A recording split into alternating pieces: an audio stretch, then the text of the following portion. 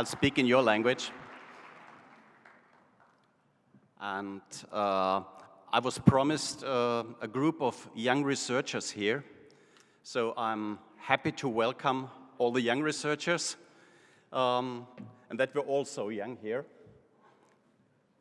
And yeah, let me start with my presentation here. I'm going to talk to you today about the impact of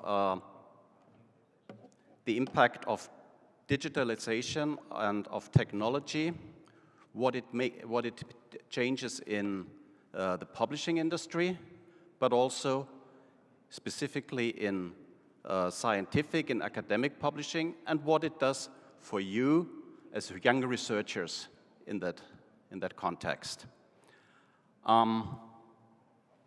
Yes, I gave my speech a title, Notorious, with a question mark and an exclamation mark.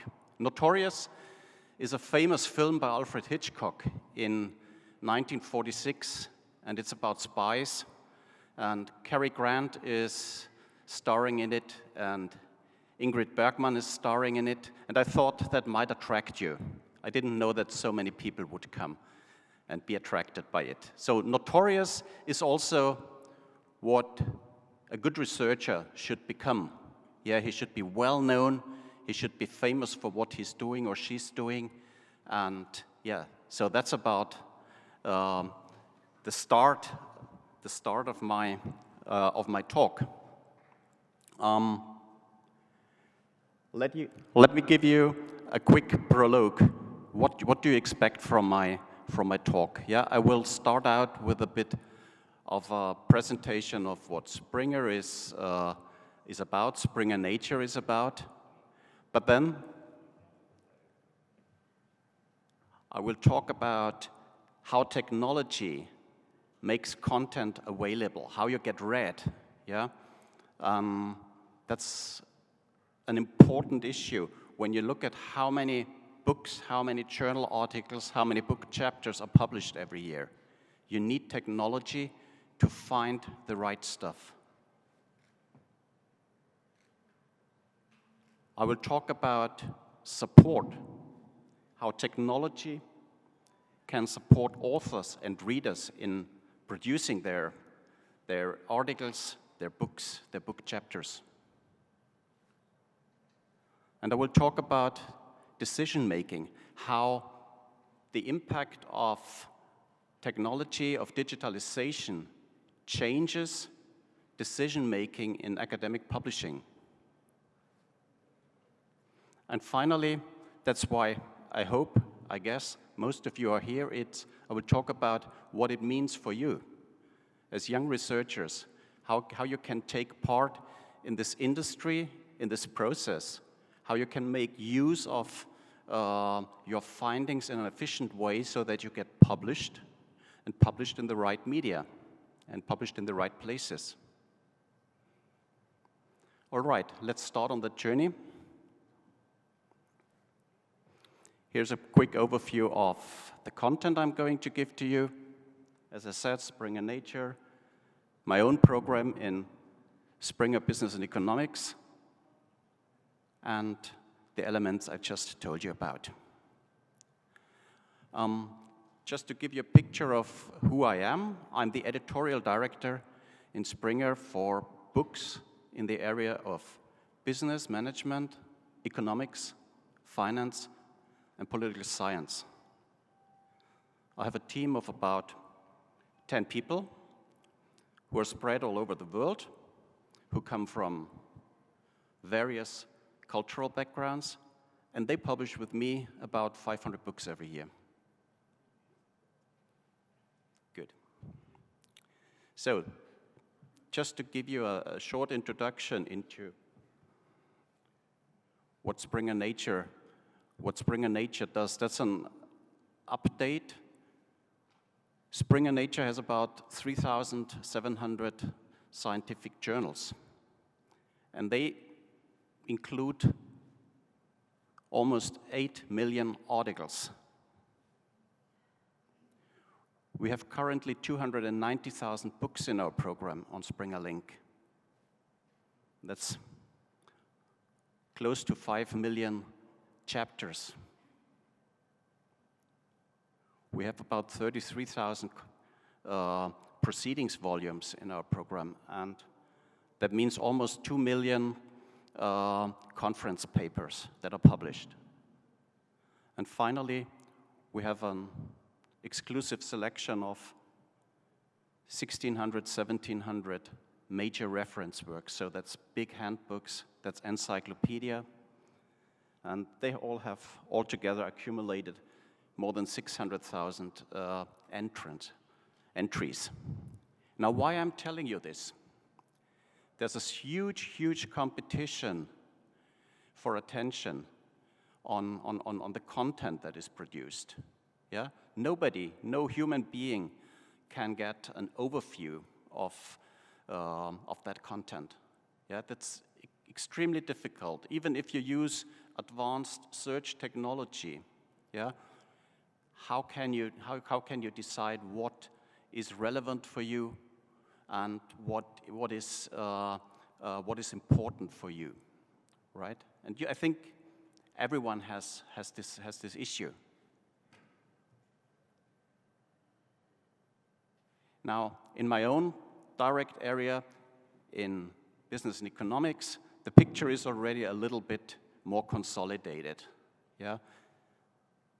So it's 236 journals that are published in the business and economics area. We have about 800 book series. These numbers are, by the way, not only Springer, but they include all the imprints in Springer Nature in our publishing group. So there is also Palgrave Macmillan, there is A-Press, and there is Springer. And we have more than 36,000 books in our program, with 400,000 book chapters. Behind each chapter, there's authors, there's brain work, yeah. And again, I'm not telling you about this just to brag about it or so, or to see how big we are. Yeah, Springer is one of the big publishers in the academic world, but there's other publishers around, and the big publishers like Elsevier, Routledge, Wiley, Springer, they make about 60% of the market, and almost half of the market is spread to many, many smaller publishers, publishers in local languages. So there's a big, big variety behind it, and that's something that needs to be appreciated as well. Yeah, so this is here not a speech about how big Springer is or how important or so. We're scaling our size for the service for our authors, but we're not bragging about that, right?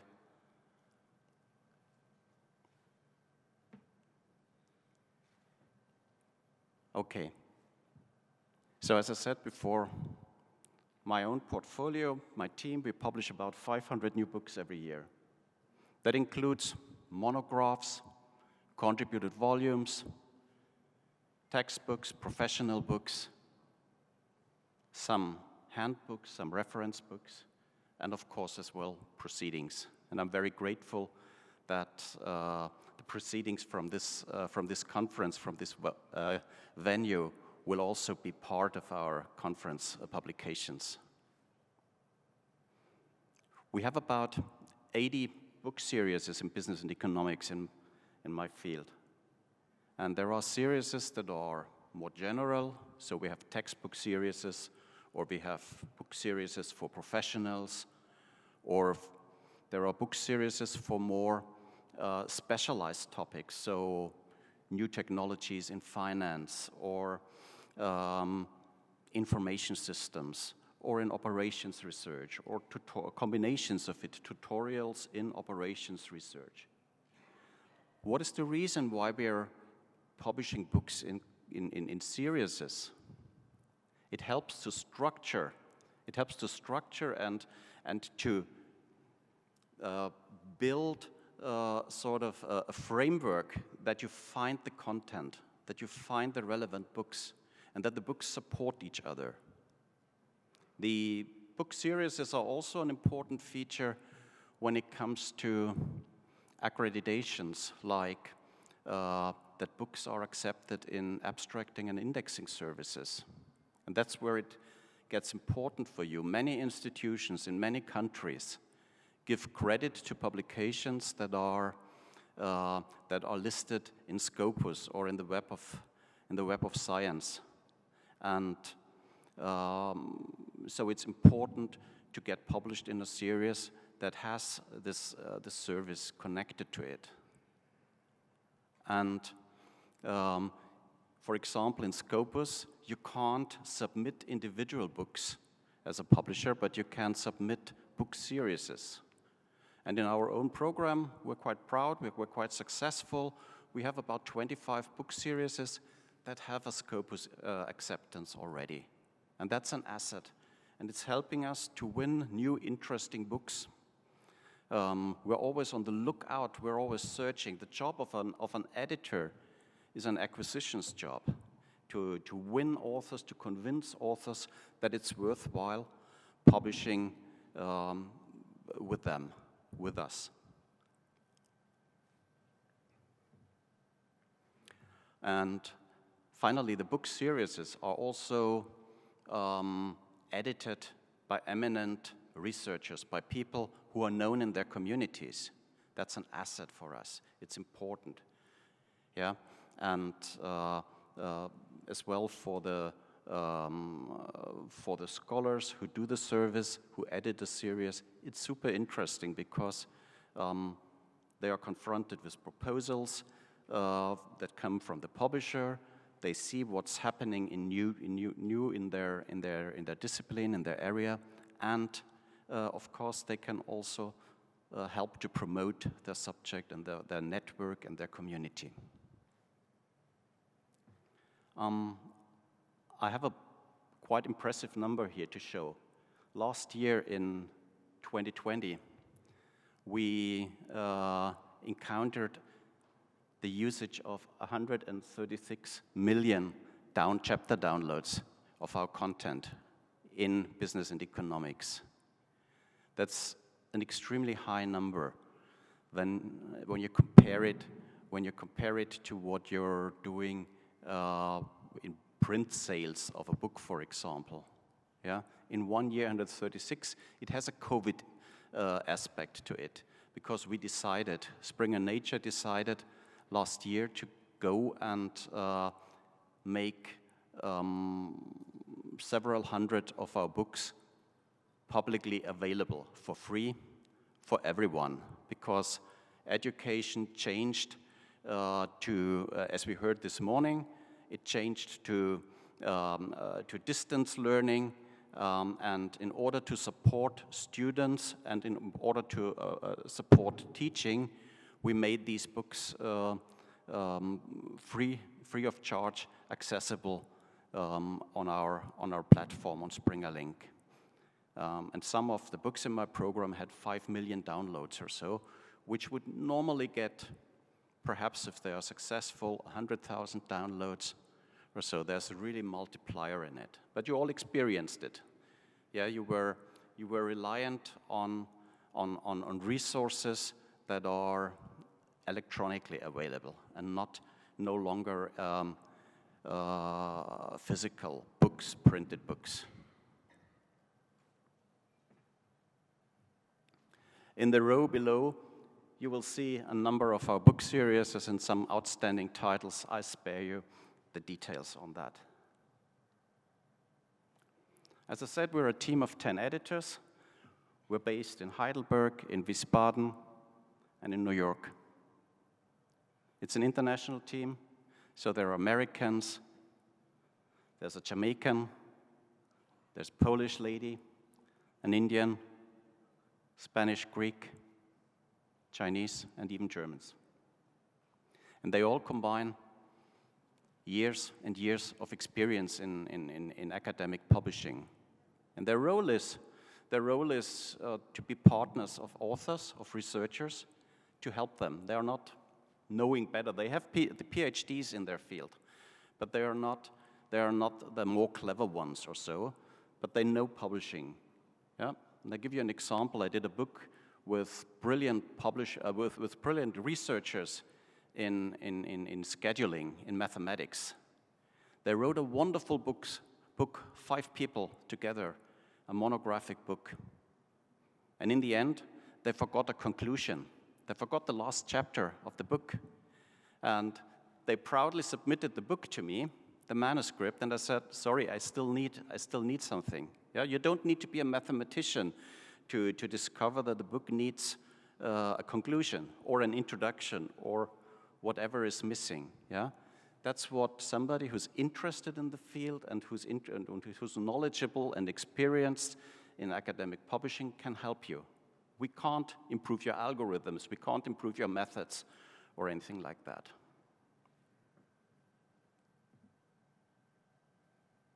And in that context, we're also agnostic.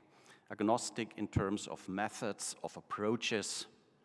Yeah, we want to publish quality, and I'm going to show you in my speech also how technology helps us to do that, to be not just looking at one individual method, one individual approach.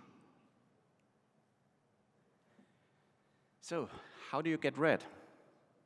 And how does technology help you in that? Every book that we publish is published as a printed book. You can go to Amazon or to a bookshop and purchase a printed individual copy. It costs money. It's also usually quickly available. But apart from the print edition, what has become much, much more important is the digital product. It's the ebook. And there are different varieties of ebooks.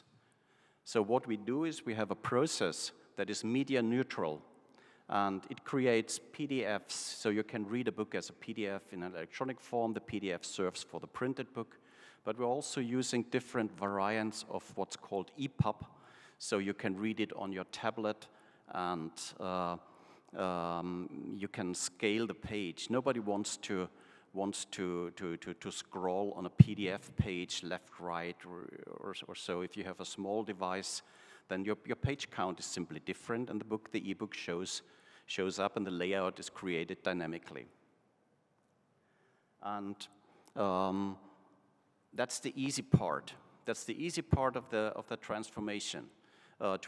To produce an ebook, everyone can do. You can do it on your computer. That's the simple thing. The more complex thing is the digitalization of the business model behind it. So what Springer did back in 2005 was that we built ebook collections. Now, an ebook collection is defined by a copyright year and by a discipline. So business management 2020 or 2021 is an ebook collection. Economics and finance is an ebook collection. Always a copyright year.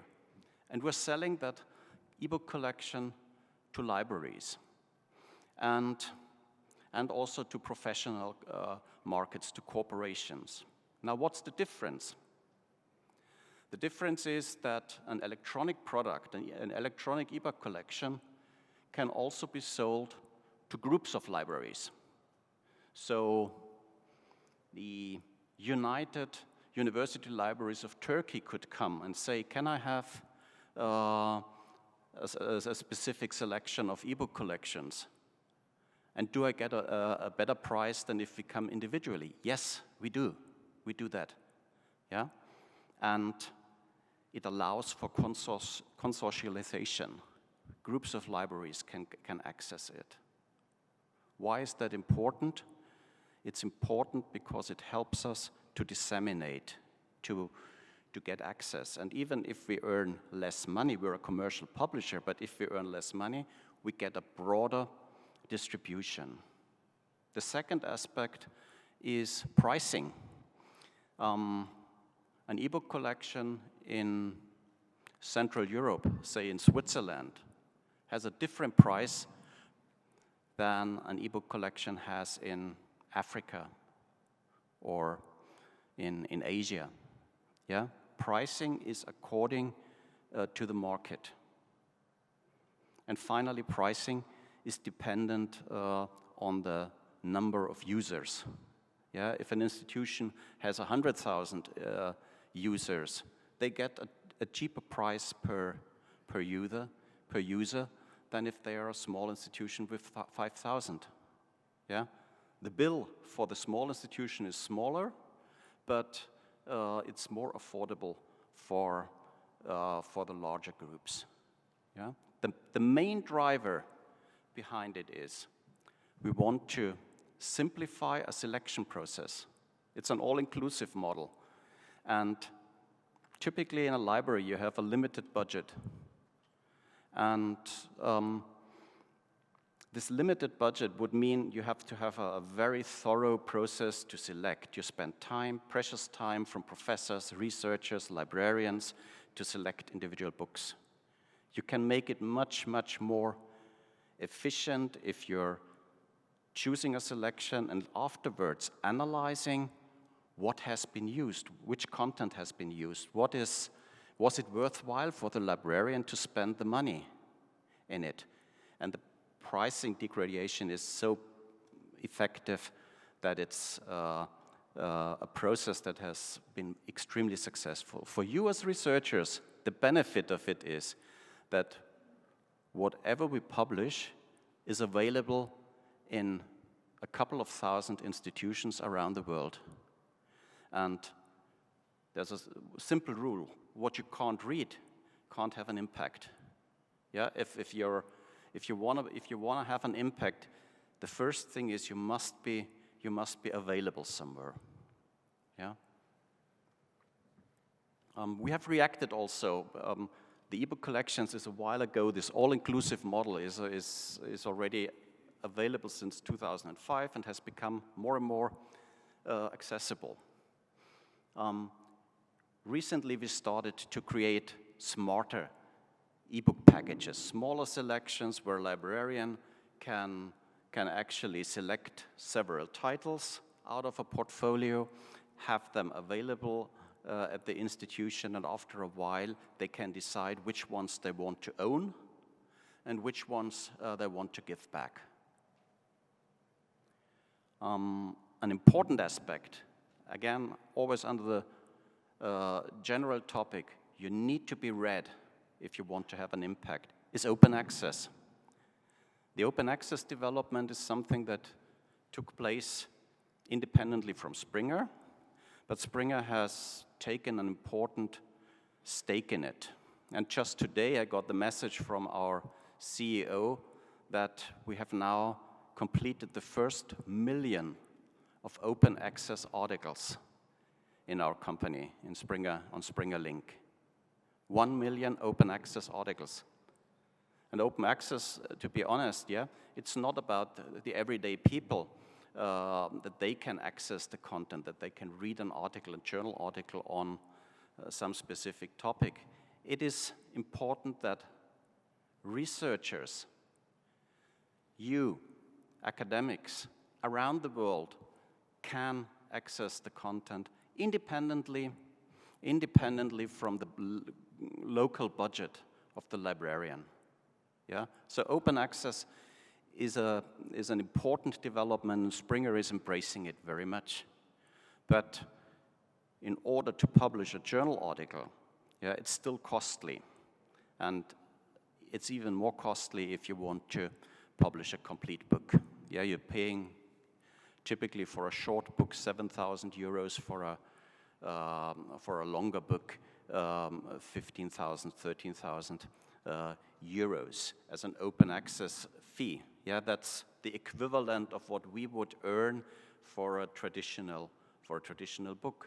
But as an author, it's an aspect to consider. No one's paying that out of their own personal budgets, but I know senior scholars that basically say the most important article that I'm publishing this year, I'll make open access. I pay for it. I find it in my budgets.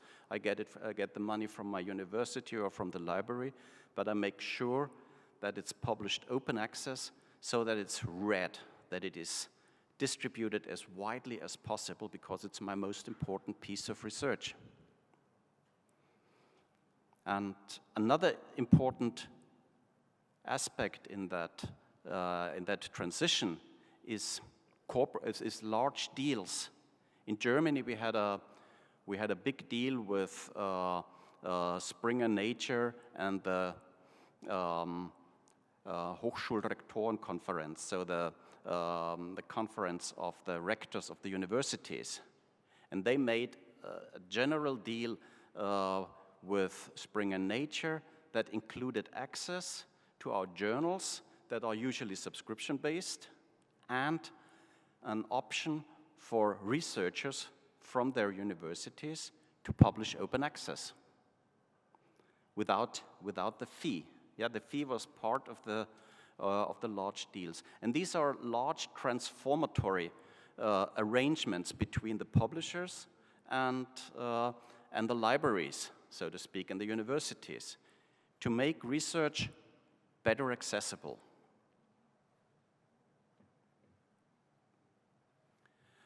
A final point, in order to be read, so that somebody reads your article, understands your article, and can recommend it, can build their own research on it, you need to be found.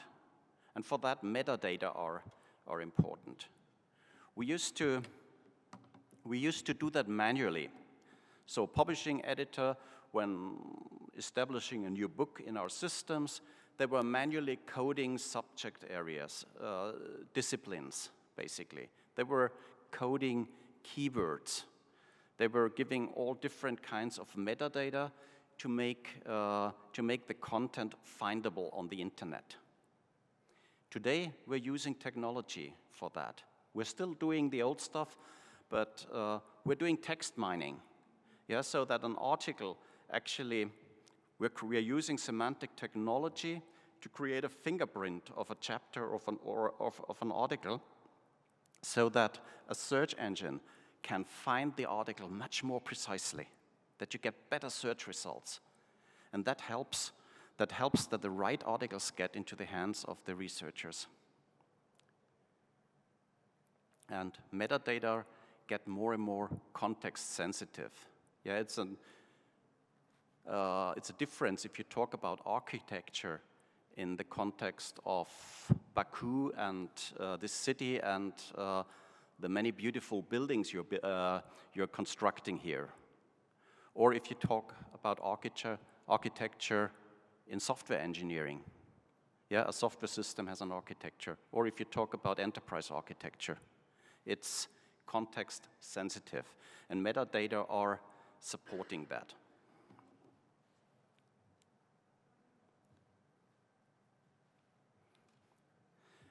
A second aspect is how can technology support authors and editors of books? We're using a lot of machine learning and artificial intelligence in Springer to make sense of our data. And last year we published our first book that was not written by a human being, but was written by a machine, by an algorithm. You see the cover of the book on the left side below. Yeah, it's a book on lithium-ionic batteries. And now, lithium-ionic batteries is perhaps not something that's interesting to people in economics, more on the technical side, but there's an incredible amount of research available. What the algorithm did was, first of all, it was structuring the content. So it was creating in a way, it was creating a table of contents of the research on lithium-ionic batteries.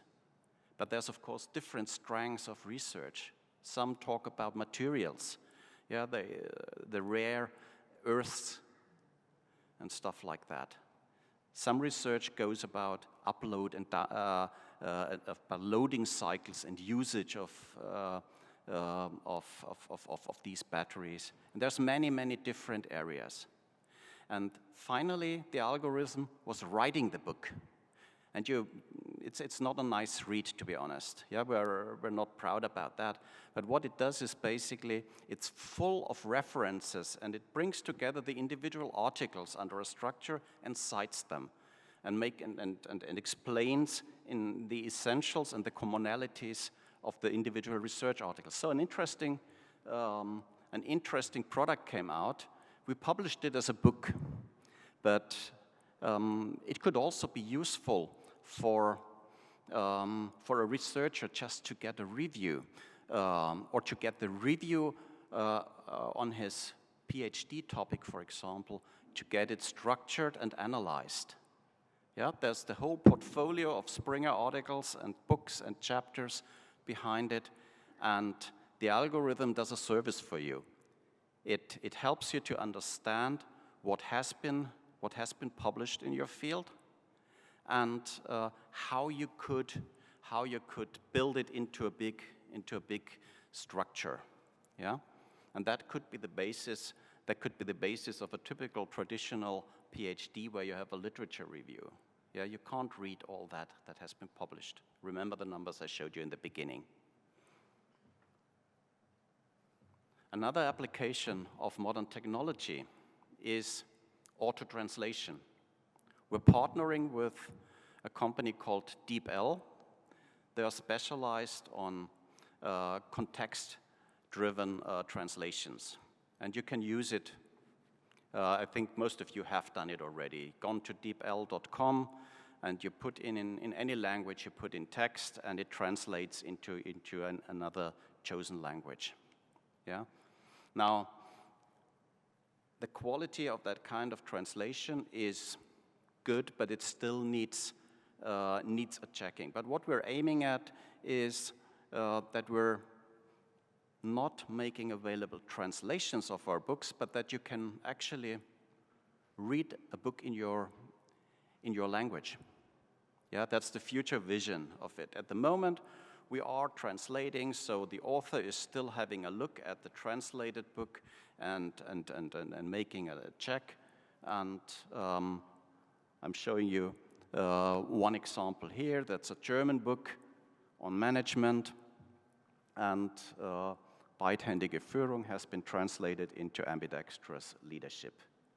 And in the future, you will identify your book that is of interest to you, or a chapter of or an article in the journal, and you will be able to read it in one of the major languages, whatever is convenient for you.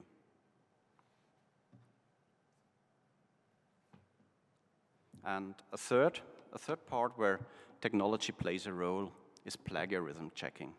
Again, important for authors. I assume nobody is an active plagiarizers, yeah? But publishing ethics is a more complicated problem. If you're an active researcher, you have a lot of material on your computer. And when you start to write, it may be that you're actually taking over stuff from other people, yeah? And technology can help you to detect that, and then to identify the right things, so that you're not committing against publishing ethics. We use the technology at Springer also when we get contributed volumes, and this is not a question of regional prejudices or anything like that. Yeah, I had the case. One of my publishing editors, he's virtually checking every manuscript that he receives for publication against Authenticate, and he found someone who claimed to be associated or affiliated with the University of Munich. Yeah, and this kind of affiliation was very, very unofficial. Yeah, and he was a fraudster. He was a fraudster, basically. And you can only find these things when you put a check against what's published, what's available, yeah? And in that case, it was not just that somebody copied text from but somebody also impersonated someone else. So technology helps us in this context, and it's also available to you. What has all this to do with the way of decision-making in publishing? When a publishing editor or the editor-in-chief of a journal today makes a decision on, do I accept this proposal or not? Yeah? It used to be a commercial decision in the past. Yeah? Publishing a book is costly, and you try to calculate how many copies will you disseminate, how many copies will you sell, what will the libraries sell, what will individuals purchase, and you make a business case for that. From what I've told you before, this has changed, and we've gone back to the roots. Yeah, we're looking at what makes sense, what creates value in a discipline. And I'm starting with the middle part of the slide. The university can be compared to a pyramid. You have a lot of students that are at the beginning of their career. You have a medium number of researchers, and you have a few top scholars in every university that do very particular, very specific research. Now, if I'd look at my analytics, yeah, I would say, oh, here's content that has been downloaded many, many times. Most likely it's a textbook, a fundamental textbook, where many students went for it, yeah, and followed it. The numbers do not automatically say it's precious, it's important, it's valuable content. Yeah, we also need to cater for the few downloads from a few very specialized researchers. And that's what the business model, as I described it to you, makes possible. Because it's an all-inclusive and it's a comprehensive model. And we don't look at individual research methods, individual approaches, in the sense that we say, oh, this and that approach is popular, that's why we publish it. We are looking at it really, does it make sense? Is it good? And that brings me to the first column here. We're using reviewers, academic reviewers, and we're relying on them. Finding suitable reviewers is something which you can do with experience, or which you can do using algorithms again. Someone who has published in a field, you can find that reviewer, and if he's published with you, it's more likely that he is willing to help you out evaluating the next publication. And for the publishing editor, he still has to make a different decision. He's not a reviewer in that sense, because he's not a researcher. He makes a decision from a portfolio manager's perspective. And how many textbooks in that discipline or in that specific topic do I want? Yeah? It's not a question of the quality, it's a question of a portfolio composition. This all leads to a different approach, a different philosophy. We're no longer, as a publishing company, we're no longer creating product. Of course it is creating a product that is a physical book that you can hold in your hand. But the important thing is actually the transition into a service. Yeah? The library is buying the whole collection, and the collection in its completeness is a service to the readers, to the researchers that have access to it. And in a way, it's also a service to the authors, because you can't have an impact if you're not being read. Yeah, that's the pre-requirement of everything. And that's also the return for authors. Why do you write a book? Yeah, I'm asking that many of my authors. Why do you write a book? What's the point of it? And it's definitely not the financials. Yeah, you get a royalty, you get a remuneration for the service for what you do, but that's not the big driver. The big driver is the completeness of the model for the researcher. They are disseminating their findings. They are showing what they have thought, what they have found out, and what are the consequences of that. And that's making an impact. If you've done good research, then others will read it and will quote it and will build their research on it.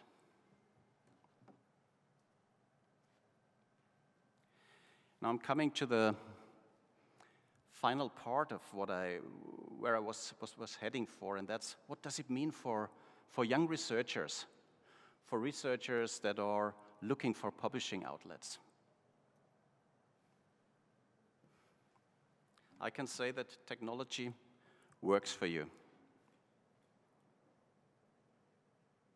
It's helping, as I had tried to explain, that readers find your work.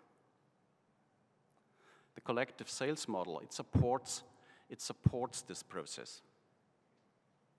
And you can focus on good content, on excellent content.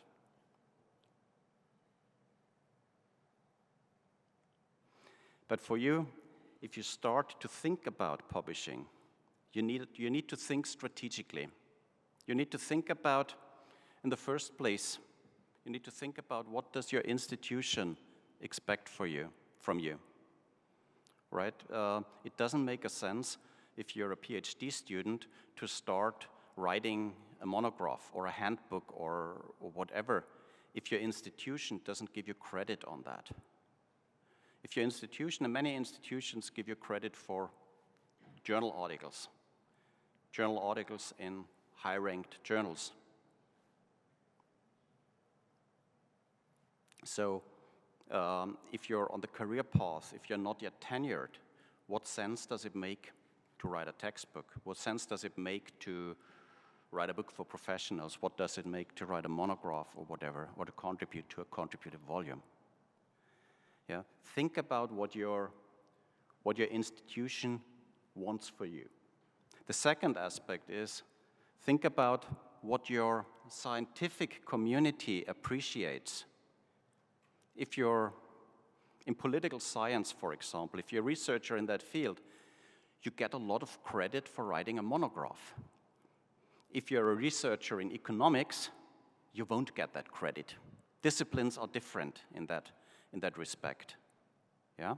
So your community appreciates different formats.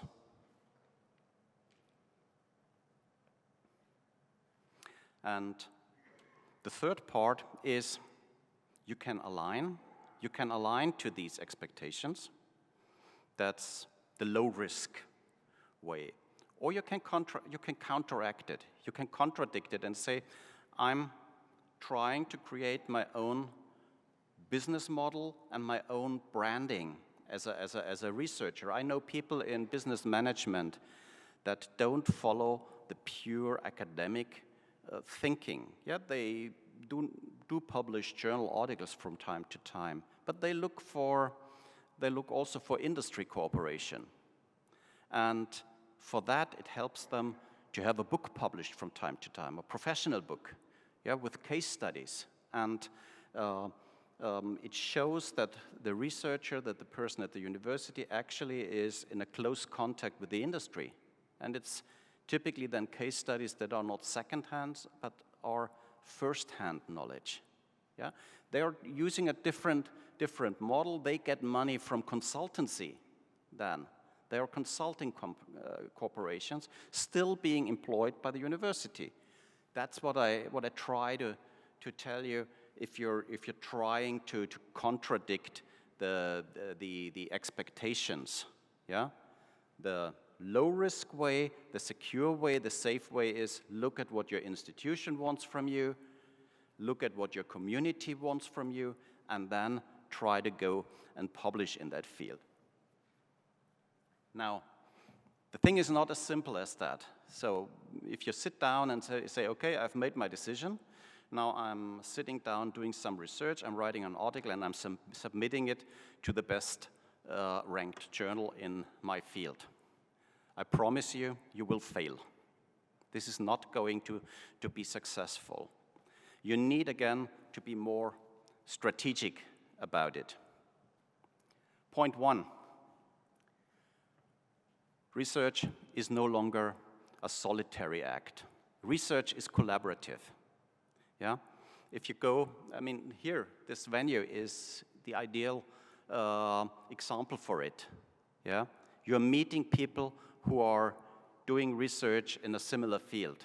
You go to conferences, you see what other people are doing, you're meeting them, you're making friends with them. You're going to the pub in the evening and have a beer or a glass of wine or a glass of tea or whatever. You're making friends and you start to collaborate and you do research together. And that's the way how you get into the system. Yeah? And you can do that on a local level, you can do that on a national level, you can do that on an international level, on a global level. You collaborate, you find people who work in the same area, on the same topics, and you then write and publish an article together. Much more likely to be successful than if you're sitting down in your ivory tower and doing it alone. And this has more aspects to it. It's about help. Yeah? If you can help your fellow researchers, they will help you. They will reciprocate. They will support you. And this is not about cohorts and networks. I'm not trying to say, please try to manipulate the system, but try to cooperate, try to collaborate, and you will get a broader basis for what your research is, what your research is for, and how it can have an impact in the world. And you also get corrections in the process. You might be on the wrong path with some of your findings. Your collaborators will detect it and will improve it. So my recommendation goes to learn from the best. Look at what senior scholars are doing. Yeah? They're always eager to learn. They network, they make friends, and they collaborate together. They're also, by the way, doing a lot of services to the community. And these services are organizing a conference or doing reviews. Yeah? And you're building up your experience in that way. So best way to start getting successful in article publishing is help as a reviewer. Because you're confronted with the latest research, and you can evaluate with your knowledge, you can evaluate what they're doing, but you're also seeing the tricks and tips what people are doing.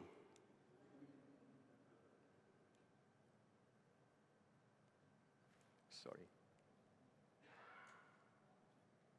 Good. I talked about being strategic in what you're proposing. Be aware that your counterpart is short of time, if it's an editor-in-chief or if it's a publishing editor in the company. Yeah, they have very little time, so be strategic. Present people with a concept, but also show what you already have.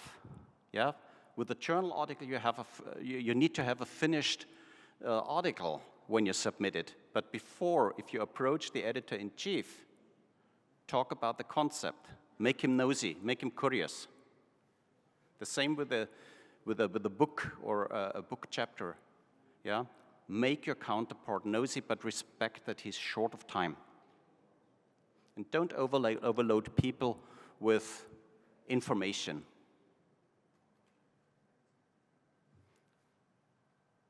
And the final part, be reliable in giving feedback, and don't rush people to get feedback to you. And update on your progress regularly. And check in with your friends and collaborators also to prove that you're on the right track. And finally, what you need, after all, is good luck.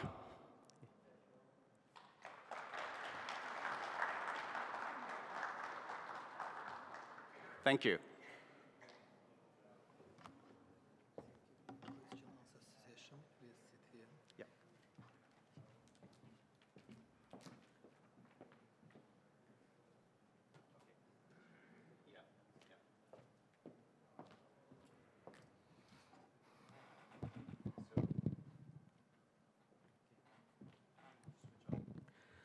Hörmətli forum iştirakçıları, indi isə sual-cavab sesiyamıza başlayırıq. Qeyd edək ki, bu sesiya üçün 3 sualın cavablandırılması nəzərdə tutulub. Mikrofonlara yaxınlaşıb, özünüzü təqdim edib sualı verə bilərsiniz. Buyurun.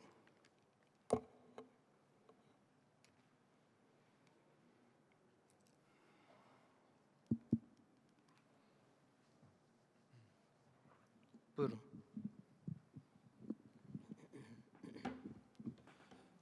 Hi. First of all, I want to greet our esteemed guest and Mr. Rauscher. My name is Akbar Askarov from UNEC. I'm Akbar Askarov from UNEC. Do you hear me? Biraz ucadan eşidilmir. Can you speak up a little, please? Okay. Mikrofonlar. I am Akbar Askarov from UNEC. We have a talk about research, innovation, and science and education. But I have a little bit confusing about the research and research environment. My question is about the research environment. For you, in your opinion, how we can improve or create a proper environment for research in university, especially among the fresh students of the university. And you mentioned that the university as a pyramid. You say that the university as a pyramid. For you, I want to know about what is the main stage of this pyramid of university. Thank you for your time. Okay, I hope I got everything correctly. If not, I will ask you to repeat again. Yeah, the first step, I think, for a researcher really is to get access to the up-to-date research in your area, in your field. Yeah, and for that you need access. It's the role of your library to provide that to you. And I heard your minister speaking today in that context. Yeah, and they can do a certain part to create that environment. They can do that to allow latest research to be available to you as researchers. But also, what I mentioned earlier on is collaboration. And it's very common among researchers, and it's fully acceptable if you're asking somebody, a friend of yours, to provide you this and that article. The metadata allow you to search for stuff, and you will find information about the article that might be helpful to you, and about the research that is published. But you may not have access to it directly. And that's where you can ask where you can ask others. You can ask an author if they are able to share with you. The author may share, and you can also ask other researchers. That's emphasizing that aspect that I said. Make friends, build on that, because your institution may not have everything available for you. Does that answer your question a little bit? Yes, thank you. The first stage. And the second part of the question I didn't get acoustically. Okay. Please repeat. Okay. You say that, I see the phrase in the monitor, that university as a pyramid. What is the main stage of this pyramid for researchers? And how we improve our, how to say, environment for researchers, for fresh students? I mean, how we stimulate them in university, how we force them to make research? Yes. It's really you have to know, it's an important aspect, what part in the life cycle of your development you are in. Yeah, there's a right time for every kind of scientific and research activity. And to start with, my recommendation is really start at the end with providing service to the community. Of course, you first you need to gain a certain knowledge in your discipline, but then really take it as an exercise to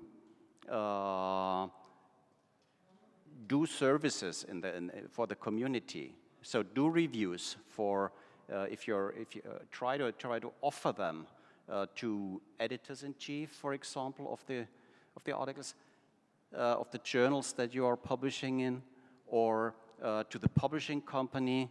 It gives you experience, yeah. And the first steps in your development, work together with your local group, and you will have a network here. Second step, work together with your national network. Build the network, and that's how research gets more profound. Don't be solitary. Thank you. Növbəti sual, next question. Təqdim eləyin özünüzü. Əvvəla Ucadan zəhmət olmasa mikrofona yaxın. Əvvəla sizə xoş gəldim deyirəm. Özümü təqdim eləyim. UNEC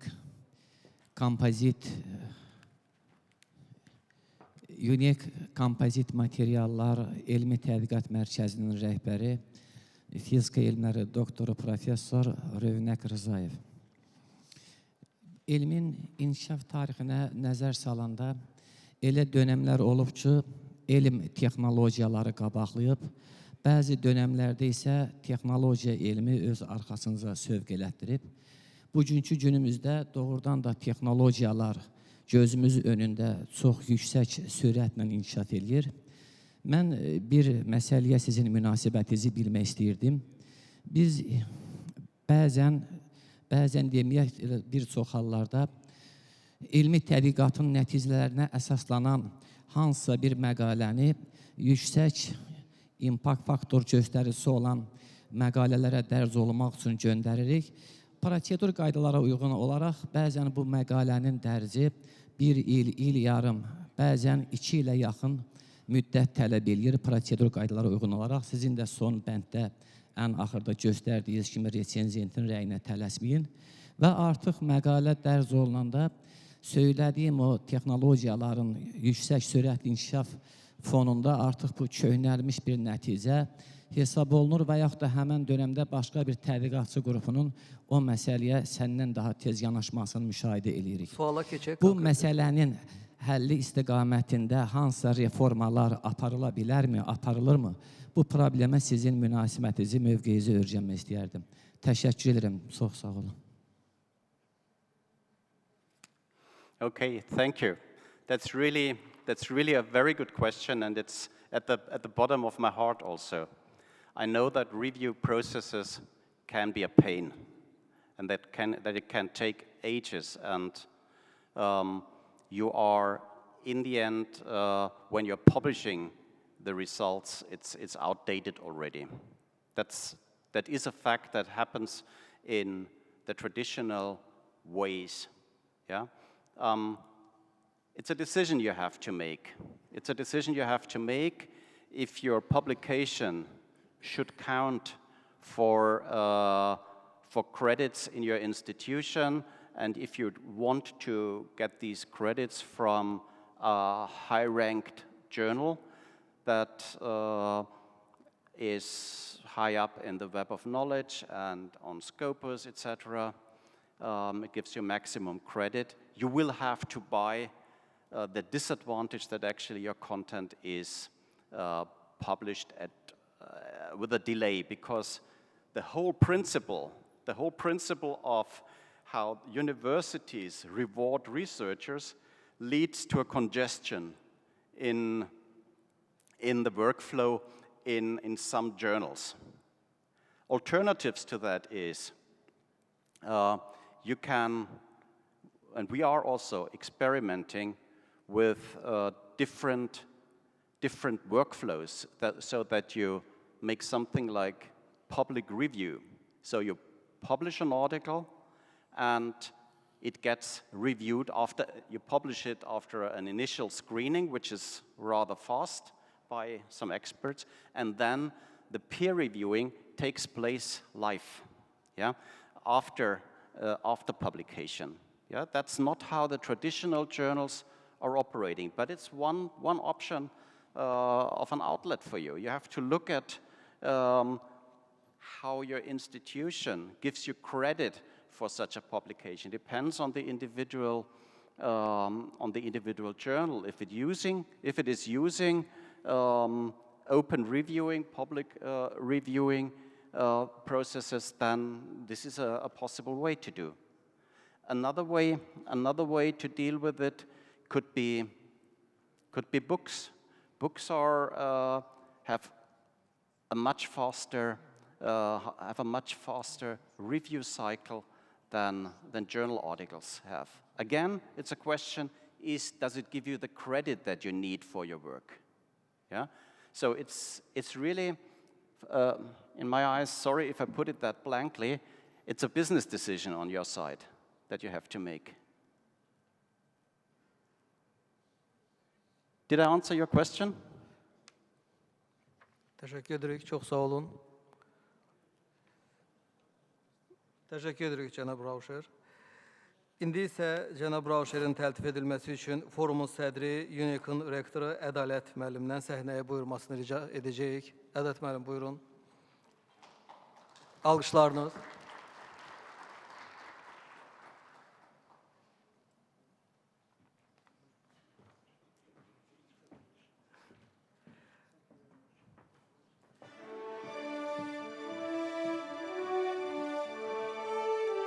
Gənc tədqiqatçıların və tədqiqat mərkəzlərinin rəhbərlərinin SPRİNGER nəşriyyat şirkətinin iqtisadiyyat üzrə redaktə məsələləri direktoru Christian Rauscherin təltif edilir.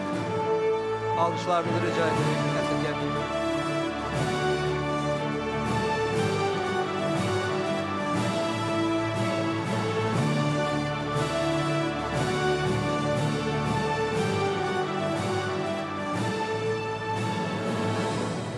Teşekkür edirik.